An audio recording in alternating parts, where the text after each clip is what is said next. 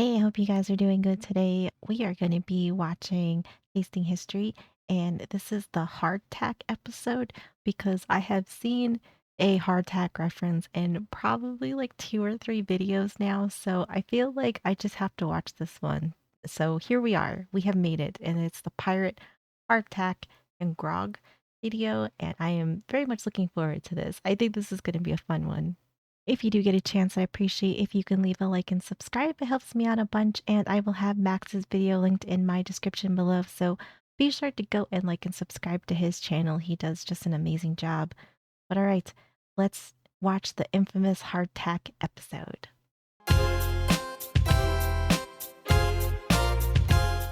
Hardtack, ship's biscuits, molar breakers, sea biscuit, galette, or worm castles. They were all one and the same thing. They have so many names. Oh my. Fair enough. Fair enough. Whether during the Civil War or beneath the Jolly Roger, these little pieces of overly dry, dense bread were essential to the diet of any soldier or sailor, and it's that latter one that we'll be talking about today. So thank you to the Great Courses Plus for sponsoring this video as we make ship's biscuits and grog, and sail into the world of sailors and pirates. This time on Tasting History.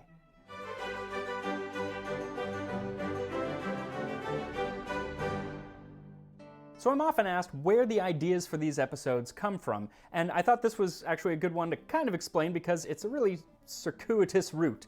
Circuitous, yes. So I was talking to one of my Patreon patrons who goes by the name of Etrigan. I finally got one. It's Pirate Pikachu. That's totally a side note, but I feel like that's a gimme, right? I'll take it. Circuitous, yes. So I was talking to one of my Patreon patrons who goes by the name of Etrigan about Tolkien and Lord of the Rings and the lambus bread and cram that he has in those books and how they were probably based on the hardtack that he had eaten during World War I. So there you go, episode on hardtack. But we decided to kind of narrow in on ship's biscuits, which were the earlier form of hardtack that was served on sailing ships. Though Townsend's has actually done kind of the quintessential video on ship's biscuits, so I will put a link to that in the description. That's so funny. We love Townsend's here too. Oh, I love that. Love that. Has actually done kind of the quintessential video on ship's biscuits, so I will put a link to that in the description. But we do cover some of the same history as he did, just for context, but I was really looking to cover new history that he didn't cover in his video. That took us to pirates. I do like pirates. Pirates are kind of cool. So thank you to Etrigan for inspiring and helping me with this episode via your love of Lord of the Rings. Now Tolkien's What a weird roundabout way to get this idea for a video though. I love it. I actually love the story. helping me with this It's episode good. via your love of Lord of the Rings. Now, Tolkien's bread was probably a lot better than actual historical hardtack, which was often crawling with maggots once by the time it got eaten. Oh, okay. Yeah. See, like that's something I feel like I always forget is that how some of this food just you gotta pick some things off before you eat it, and it's something I always forget that that was just kind of a normal thing. Which was often crawling with maggots once by the time it got eaten, and was so hard that even Benjamin Franklin said, "The ship biscuit is too hard for some sets of teeth." Oh Now, I gosh. looked all over for a period recipe for hardtack, and I just could not find anything. Maybe it was so simple that nobody ever bothered to write it down. Maybe it's out there, I just couldn't find it. But I did find a wonderfully detailed description of how it was made in 1815 by William Falconer for His Majesty's Royal Navy. Sea biscuit is a sort of bread much dried to make it keep for the use of the Navy, and is good for a whole year after it is baked. The process of It's good for a whole year? Oh my gosh. It's this must be like a brick.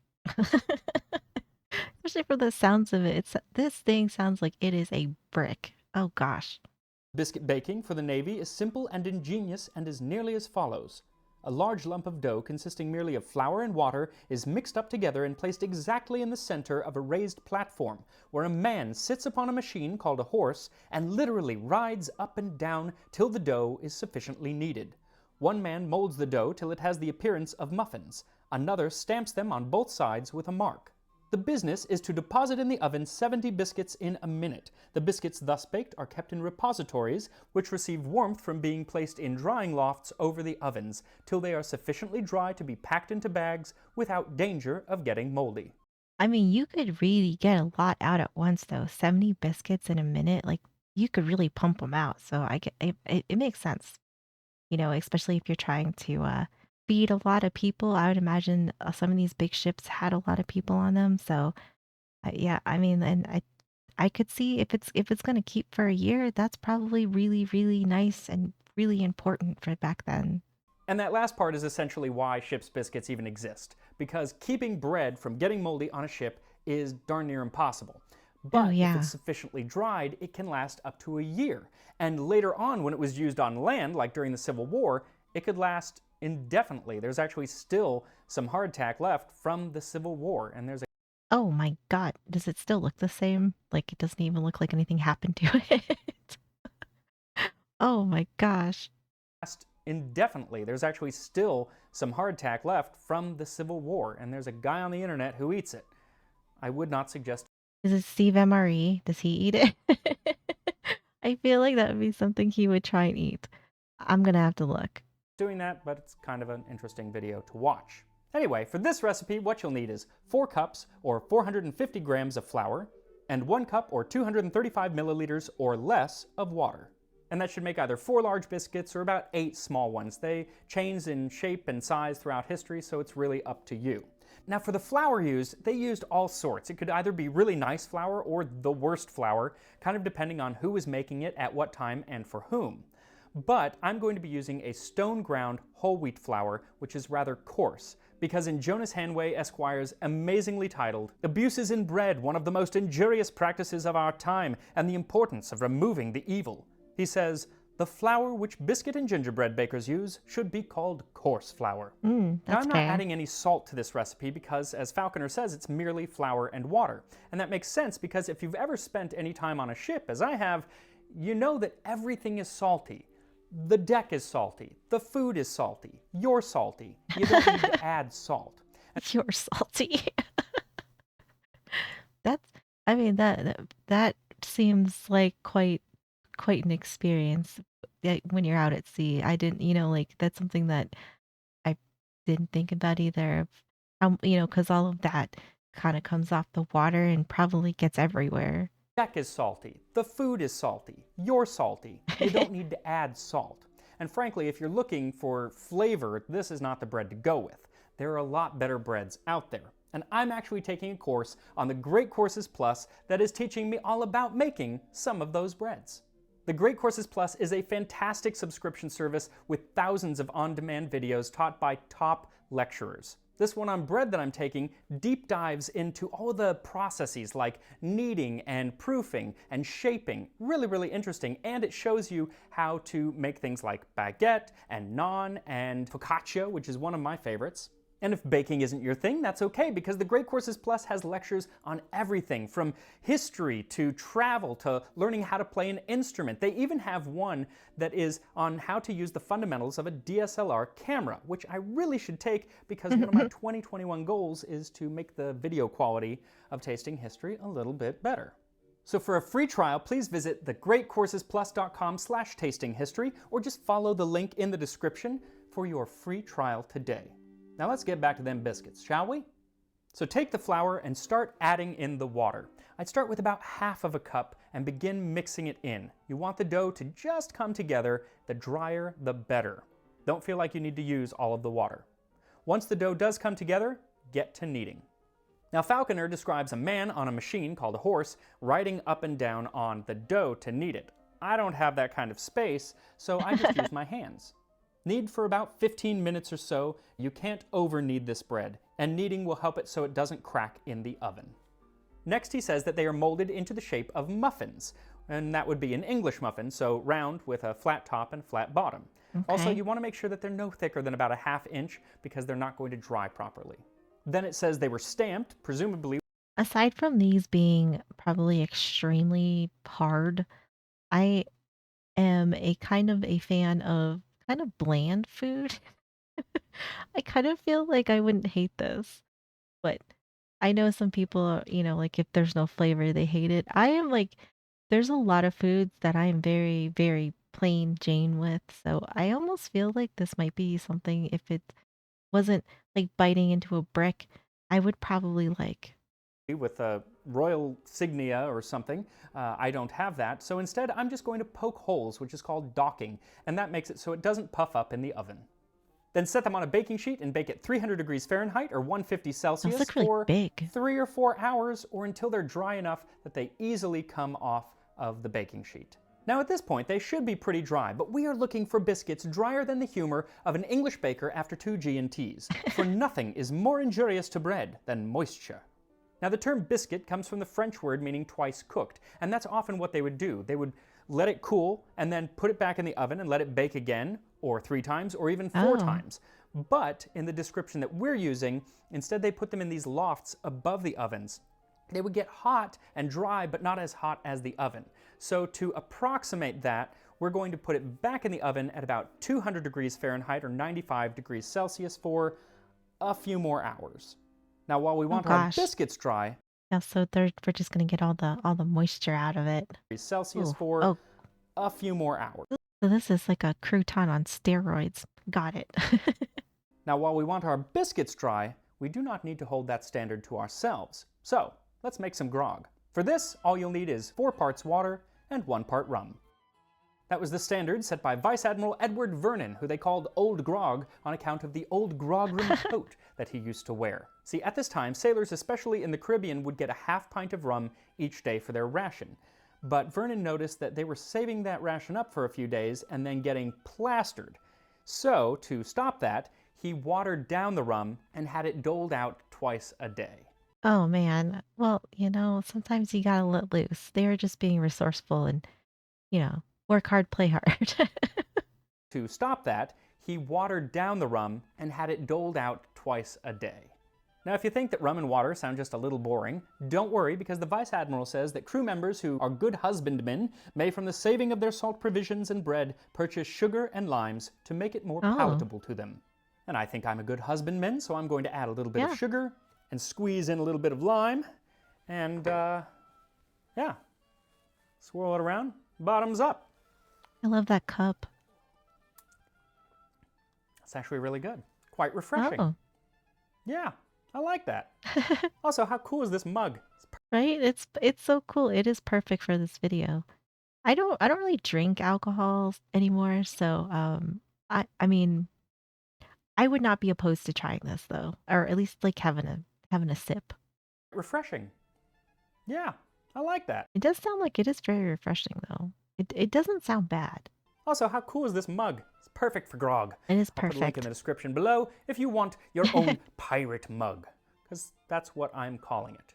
Anyway, now that we have our grog in hand, make sure to bedight this video with a hit of the like button as we take a gander what them salty sea dogs might have been enjoying for them victuals.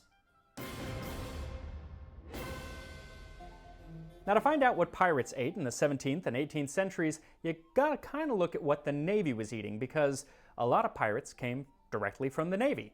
Luckily for us, the Makes head sense. of victuals and provisions for the Navy was that prolific diarist, Samuel Pepys. By the morning, we were come close to the land, and everybody made ready to get on shore. The king and the 2 dukes did eat their breakfast before they went, only to show them the manner of the ship's diet. They eat nothing else but peas and pork and boiled beef. Now that entry was from 1660, and he must have been so appalled at the limited provisions that a few years later, when it was in his power to actually do something about it, he did expand the diet and kind of standardize the rations. For Englishmen, and more especially seamen, love their bellies above everything else. And therefore it must always be remembered in the management of the victualling of the Navy that to make any abatement in the quantity or agreeableness of the victuals is to discourage and provoke them in the tenderest point, and will soon render them disgusted with the king's service than any one other hardship that can be put upon them. So just like me, 17th century sailors would get hangry and up and quit the Navy. That's why I left. You know, that actually checks out. There's nothing worse than being hungry. I swear. Like, and you can make people do lots of things if you feed them and keep them happy. I'm just saying, like you have Happy, happy bellies, you probably have happy workers. 17th century sailors would get hangry and up and quit the Navy. That's why I left. I wasn't in the Navy. So a few years later, in 1677, Pepys laid out the daily rations, which included 1 pound of good, clean, sweet, sound, well-bolted with a horsecloth, well-baked and well-conditioned wheaten biscuit, 1 gallon of beer, 2 pounds of beef killed and made up with salt in England of a well-fed ox for Sundays, Mondays, Tuesdays, and Thursdays. Oh, Now, if you nice. think a gallon of beer sounds a little excessive, it was a small beer, so it basically had all the alcohol of like a half a Zima. Do they even make those? Oh my gosh, he did not mention Zima. Oh man. He I don't even know the last time I even heard a reference from Zima. Damn. Gosh, I'm old. Small beer, so it basically had all the alcohol of like a half a Zima. Do they even make those anymore? I don't know if they still make Zima or not. That is a very good question. I don't even know if it still exists anymore. I don't know. Now, Pepys also laid out some additional foods that crew members could eat on certain days, such as salted English pork, peas, 3 inches of northern sea cod, butter, and cheese. And he promised that no English Navyman should ever be given Irish beef, for the Irish meat is very unwholesome as well as lean and rots our men. Which Oof. explains why my Irish Nana always ordered her corned beef extra lean. Now, something you'll note Makes missing sense. from this provision is anything to stave off scurvy, which was the scourge of sailing ships. Oh Almost yeah. 80 years before, in 1601, a privateer named Sir James Lancaster, and a privateer was basically a pirate who was in cahoots with the government, kind of stumbled upon lemon juice being a way to combat scurvy. He had 4 ships, and the crew of 3 got sick with scurvy, and 1 did not. And it just so happened that that 1 had been drinking 3 spoonfuls of lemon juice each morning. He reported his findings to the British Navy, who then proceeded to ignore them for 200 years. It wasn't until For 200 years? I mean, he found like out of like deductive reasoning, found a good solution. Like why wouldn't you at least try it? But then you let it go for 200. That is wild. 200 years? Oh my gosh. He reported his findings to the British Navy, who then proceeded to ignore them for 200 years. It wasn't until 1795 that the Admiralty finally, against the advice of many physicians, added lemons to the daily ration. Crazy. Interestingly enough, those lemons often came from Spain. And a few years later, when Spain got into bed with Monsieur Napoleon Bonaparte against England, the lemons dried up, so the English started Oh, getting limes from the West Indies and became known as limeys. limeys? I don't hate it. I don't hate it. Now, with such a limited diet for the majority of the crew, the ship's cook really had to get creative, if not with the ingredients, then with the names of the dishes.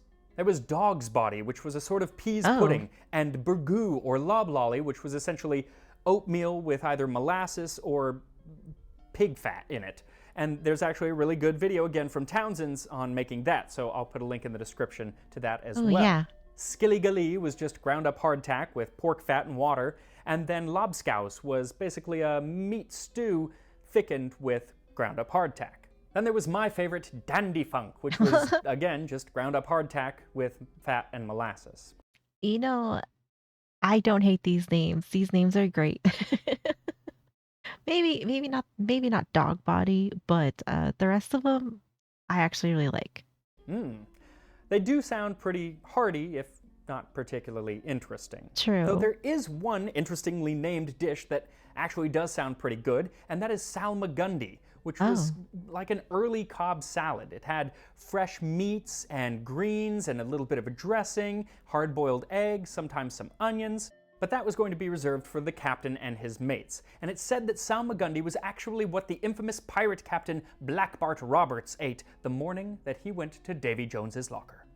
Now, despite these bland foods being what most of the crew ate most of the time, especially on long voyages, when they did get to, different ports of call around the world, the food got more adventurous. And to learn more about that, we again go to a great pirate. William Dampier was originally captain of HMS Roebuck. These pirates, I guess, quote unquote, they look so distinguished. I actually love it. They all had fabulous hair too. I'm very jealous of this, of all of these. If like this is how their hair actually looked in these paintings, I'm a little bit jealous. It it it is it is beautiful. They have beautiful hair. for the British Navy. But then in 1702, he was court-martialed for being cruel to his own crew and expelled from the Navy. So he became a pirate. But again, one of I mean, what else do you do? You know, you get kicked out of the Navy, next step, pirate. That's that's actually great. Actually love I actually love that career path, you know? You were in the Navy and now you're a pirate. It doesn't get much better than that. cruel to his own crew and expelled from the Navy. So he became a pirate. But again, one of those privateers who, was kind of okay with the British Navy because he would only attack the Spanish. But it was his writings that made him famous because he cataloged everything that he did on his journeys, especially the foods that he came across. In the Oh. Bay of Panama, he ate a fruit called avocado pear. The inside is green or a little yellowish and as soft as butter. It is usually mixed with sugar and lime juice and beaten together in a plate. And there you have the first English language recipe for guacamole. Yep. Also, the first English language use of the word avocado. In fact, the dictionary credits him with a lot of firsts, including chopsticks and barbecue and cashew and kumquat. And Oh, wow, that's actually really impressive. This was a very well-traveled man, and that's cool that he documented everything and he has credit to so many names. That's actually really awesome. That's great history. firsts, including chopsticks and barbecue and cashew and kumquat. And supposedly he came up with the term breadfruit. Some of his Brentford. other interesting writings find his captain feeding sometimes on land turtle, sometimes on sea turtle. Captain Davis found such plenty of land turtle that he and his men ate nothing else for Oh, 3 months. And he mentions that flamingos' tongues are large, having a large knob of fat at the root, which is an excellent bit. A dish of flamingos' tongues is fit for a prince's table. Which is cool because the ancient Roman food writer Apicius basically writes the same thing, so checks wow. out. Also, Dampier talks I don't know if I would want flamingo tongue. I think flamingos are cool. I don't know. Flamingo tongue seems a little out there for me. Not hating on him. Not hating on him. I'm just saying it's just that's a little too adventurous for me. Roman food writer Apicius basically writes the same thing, so checks out. Also, Dampier talks about taking aboard foods that would last long times on voyages, like coconuts, rice, yams, and potatoes, which are good store to eat at sea. But not everything he was eating agrees with me, like penguin meat, or the extraordinarily sweet, wholesome meat of manatee. No, yeah, I would have to disagree with those. Don't eat penguins or manatee. That is, oof. I don't know if I could eat a little penguin. That seems terrible. And manatees, they're just so sweet. Oh, yeah. I would have to disagree on those two. Penguin meat, or the extraordinarily sweet, wholesome meat of manatee. He even called it wholesome meat. How could you eat it? It's wholesome meat because it comes from a wholesome little animal. I guess they're not little, but yeah. Yeah. I love his manatee stuffed animal though. Oh, I love that. Don't you dare, Mr. Dampier. They are my favorite animal, and I would sooner turn to cannibalism than eat a manatee. Same. Yep, same. Yep. Yep. I 100% agree with that. Yes, I would eat a person before I would eat a manatee. Yep. And turning to cannibalism seems to have been on the table as well. Oh, There are actually lots of stories of pirates and mutineers resorting to cannibalism, uh-oh. and even though the writing is full of levity, I am guessing that Dampier was a little worried when his trip to Guam was taking longer than expected. It was well for Captain Swan that we got sight of it before our provision was spent, of which we had but enough for 3 days more, for as I was afterwards informed, the men had contrived first to kill Captain Swan and eat him when the victuals was gone, and after him, me. Oh, okay. Okay. Okay, so we're just eating everything. Anything and everything that's got meat on it. We are eating. Okay. Oh my goodness. This made Captain Swan say to me after our arrival at Guam, "Ah, Dampier, you would have made them but a poor meal." For I was as lean as the captain was lusty and fleshy. Oh my I sure hope gosh. nobody ever refers to me as lusty and fleshy. It's not a compliment. Uh, you know, that I would I I would rather be called less lusty and fleshy than fatty. So, you know, lusty and fleshy seems like a nicer way to say it, you know? And if they don't know their vocabulary very well or know this history, they might not even know. So maybe lusty and fleshy is what we should be saying because I would say That would hurt my feelings way less than being called, like, Fatty Fat or something. I sure hope nobody ever refers to me as lusty and fleshy. It's not a compliment.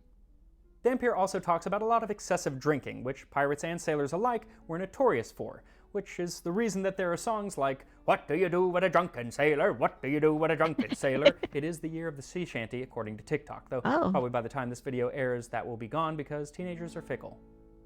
so true. Yep, that is so true. It's although pirates never go out of style. They're timeless. TikTok, though probably by the time this video airs, that will be gone because teenagers are fickle. In Treasure Island, Robert Louis Stevenson wrote, "Double grog was going on the least excuse, and the sailor Edward Barlow was dissuaded from going to sea by his family, knowing how many ill husbands and drunken fellows used to go to sea, and that it was a place where many ill vices were in practice. But he went anyway, and quickly learned why that beer and rum ration were so looked forward to in comparison with whatever else was on the menu.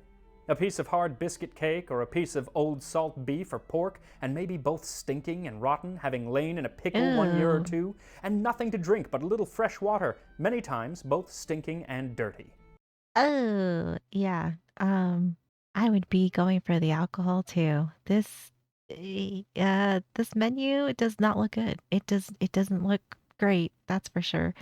Stinky, dirty water. Yikes. Yikes. That's how you get worms. So can you really blame a pirate when in the pirate haven of Port Royal, Jamaica, they used to buy a pipe of wine, place it in the street, and oblige everyone that passed to drink? A pipe of wine being 126 gallons. So I don't feel that bad about Oh, needing wow. another cup of grog with my ship's biscuit. Yeah.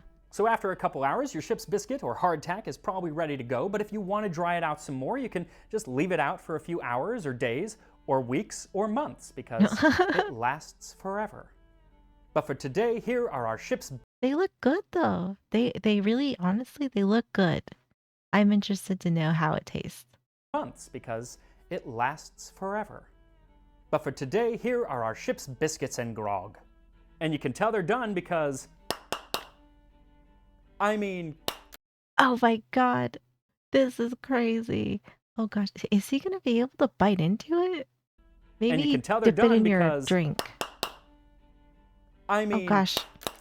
Oh, that's crazy. It did break off a little bit, which is good because I think that that's the only way I'm going to be able to eat these. yeah. I worry for my teeth. Let's Mm-hmm. give it a shot. Very crunchy. Yeah, that is crispy. Crispy and flavorless. There's a little flavor. It's just not very good.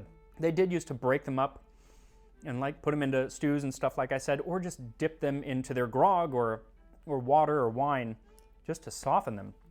I mean, wow, that is like, Well, they're probably like super, super dry. it'll Yeah. get stuck in your throat.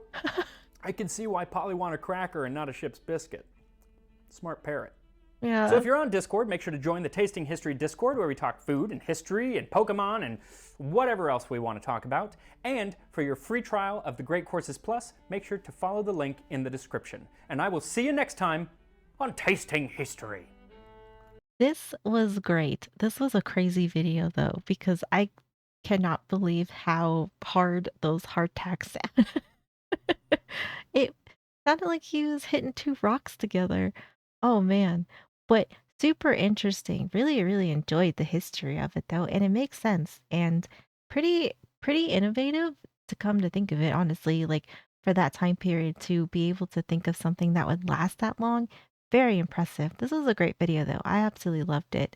And I love that he mentioned Townsend because they're a great channel too. I really enjoy them. So this was this was nice. It was good. It was very, very, very interesting, especially about talking about pirates and all of the different kinds of ship food and all ship's food, not shit food. But great video. I loved it as always. Thank you so much for hanging out with me. I really appreciate you guys being here. Be sure to go and like and subscribe to Tasting History with Max Miller because he just does such an amazing job with these. I have enjoyed every single one of his videos. I always learn so much and it's like fun food history that I think is just really cool. So be sure to give him lots of support. But that's going to do it for me. I hope you guys had a great day and I will see you in the next one.